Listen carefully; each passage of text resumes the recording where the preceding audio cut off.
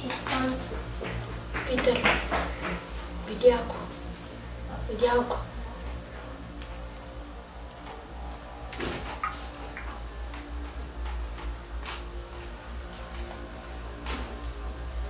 Точно пред мене. Гледаме. Малък грозен кръстовка. Мисля, че те чува станца. Не мърдай. Няма да те нарани.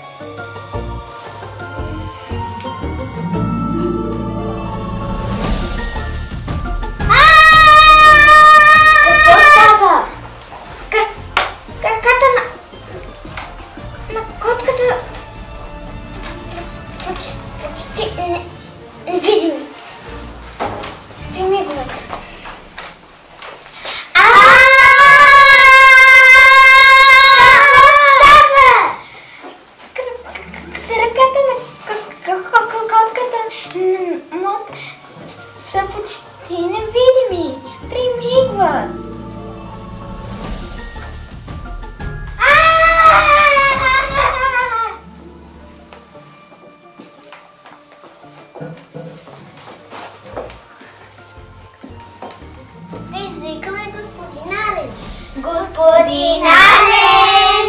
Господин Ален! Господин Ален! Спрете! Господин Ален, краката на котката на Мат са почти невидими. Примигват.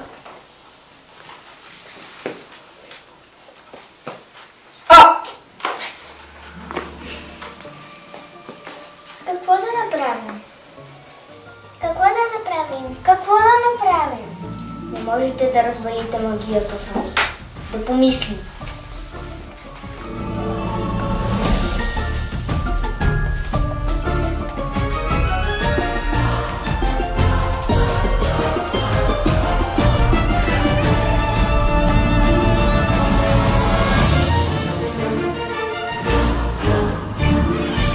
Сетих се! Да опитаме със сълзите на мъдрия Бухъл. Но той отдавна е изчезнал.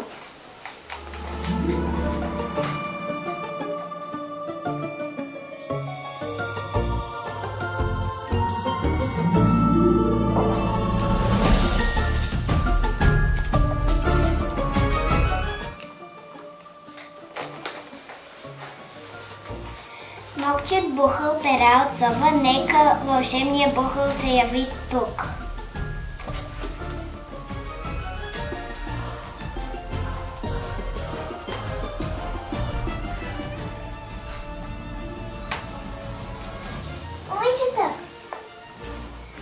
Но той не плаче.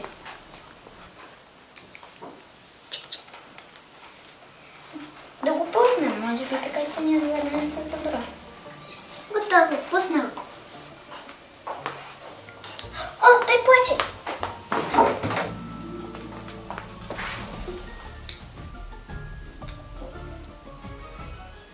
Готово, сега да дадем сълзите на котката.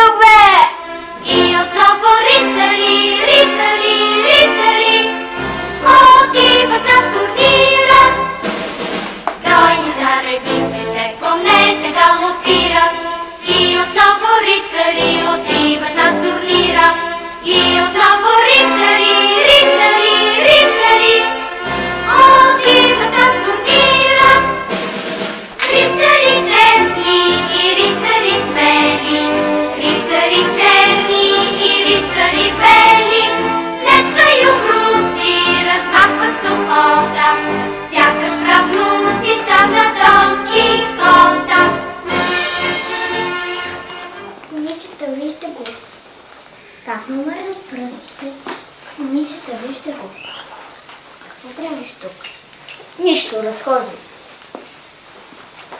Ти си новец. Значи пак дам коловци. Все така правят с новите. Наречното го кръщавам. А понякога даже и мацат лицата с вакс. Трябваше да ги набиеш. Сега не можа, ама ще ги прибия. Непременно ще ги прибия. Как се казваш? Валери. Аз съм Мелка, а това е Краси, а това е Мони. Моите най-добри приятелки. Приятно ми. Ние сме отбор по художествена гимназия. Само че обещай, че няма да ни издадеш. За какво? Че си ни срещал тук. Ние тренираме тайник, за да не ни види други нашите съчетания. Обещаваш ли? Аха, да, обещавам. Апш! Как си? Добре съм, само че съм болен. А какво ти е? Синузите, много е възпалено. Боли ли? Не чак толкова. Ами никога нищо не ме боли, защото спортувам. Не обичам да пием топка. Тогава ела при нас, ще те научим как да хвърляш ленти, да хвърляш обръчи и да въртиш ленти. Ето така.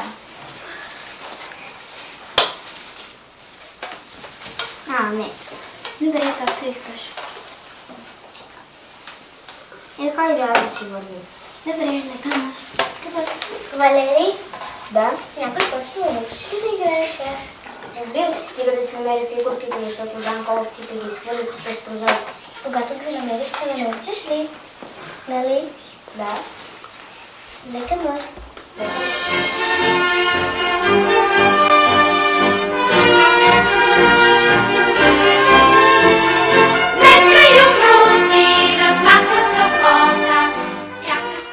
Дядо, ама ти командир ли беше на танка? Картачар бях. И ако друг път така се хвърлиш памтофа, ще ти търпам ушите. Да знаеш. Кой е повече, капитан или картачар? Пиши си там сега. Разкажи, дето си пленил германците. Веднъж гледай ми трима германци. А преди това каза двама.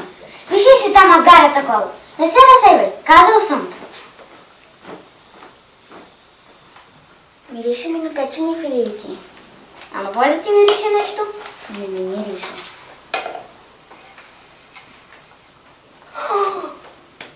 Ютията! Аз съм казала на Шашко, че си бил генерал, да знаеш.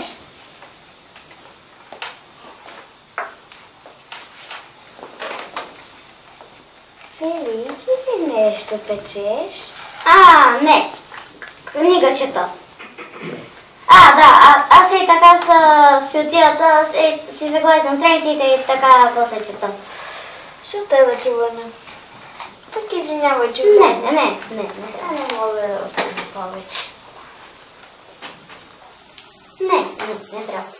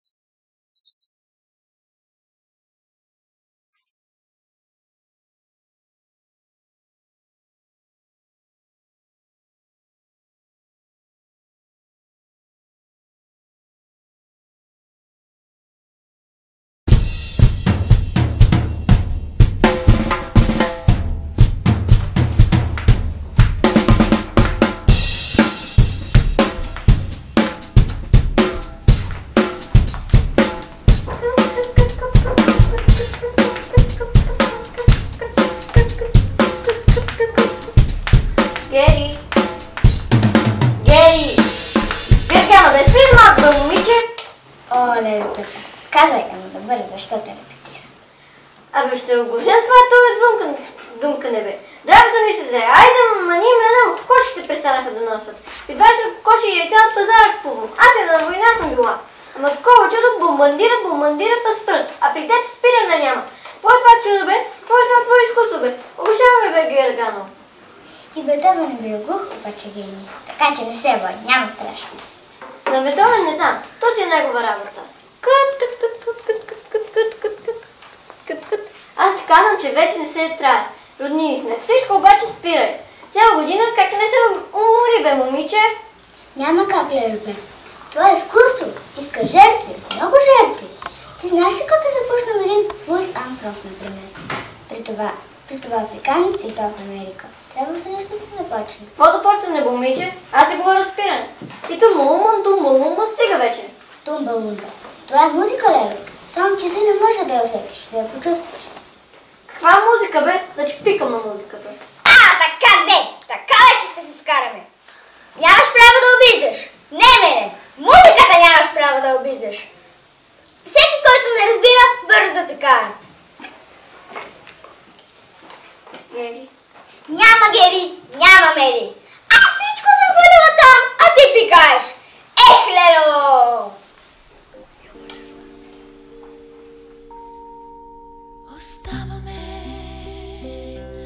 Оставаме и нищо, че есен. Оставаме. Ще му хвърля един сладолет и идвам. От деца бутилки не приемам. Ама защо? Къдете ги гълбчето ми? Къдете ги? Ей, за това. Мама ме прати. Дете бешка малко. Честна дума, питайте когато дойде. Ама ти български да разбираш ли? Няма ти тази межа оттам. Можеш да ми говорите по-учтиво. Ти не ще мълчиш, бе. Супер, Анко. Хайде ръка. Няма да изляза. Няма ли да излезеш? Аз сега ще те науча да. Мене е откушане за бутилки. Ама бъде, кой знае къде. Позади на байтанос. На главата. Що не ги върна? Имаше опашка, не ми се чакаш.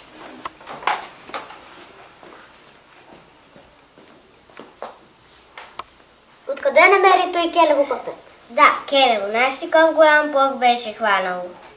Кой? Дядо му? Да. Твои ли са? Да, мои са. Що не ги върнеш? Върни ги ти. Имам ли го сладоледа? Всяка. Само гледай да не ти се случи нещо. От кой? Не знам. Може, ама не и на мен. Гледай какво става сега.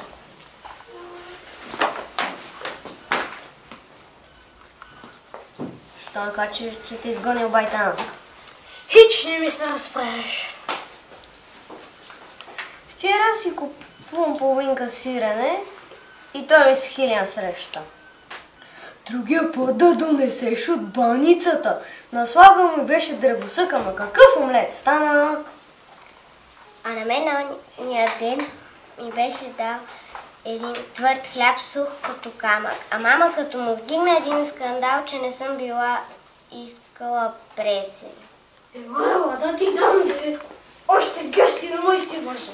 Книгата за папа не ще ви иска. Ще дадеш като нищо и да си умервиш думите, защото знаеш ли? Какво да знам, бе? Какво да знам? Аз се разширя. Всичко е толкова честно и просто, чудно защо и кога. Толкова сложен и пълен с въпроси, някои правят света. Всичко е точно на своето място, рибите си летят, тревата се смее, флоквите бясат. Майко, жален съм!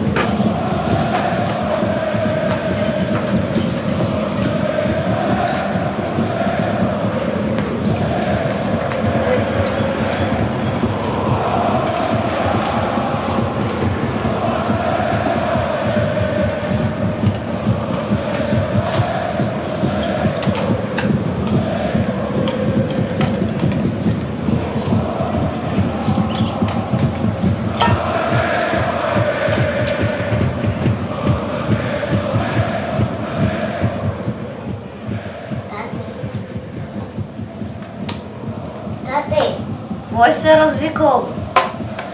Може ли понеса нова книга? Книга!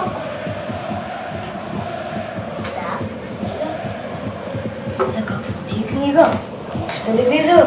Точно пред теб. Ей го! Не можеш да получиш нищо от книгата, което можеш да получиш от телевизора. Телевизорът е по-добър от книгата. Да!